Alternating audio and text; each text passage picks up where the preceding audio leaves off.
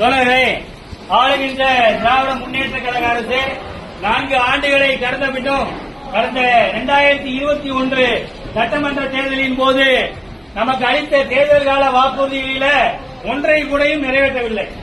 முதல்வர் பல இடங்களில் சொல்றாரு, சொன்னதை செய்வோம் சொல்லாதையும் செய்வோம். ஆனா நம்மளை பொறுத்தவரையும் சொல்லாதையும் செஞ்சிருக்காரு. என்ன, கலைஞரால் வழங்கப்பட்ட கடன் விடுப்பு சலுகையை கூட இவர்கள் ஆட்சிக்கு வந்த பிறகு கடந்த 4 ஆண்டுகளாக வழங்காமல் நம்மை வஞ்சித்து காலவரையின்றி முடக்கி வைத்துள்ளார்கள்.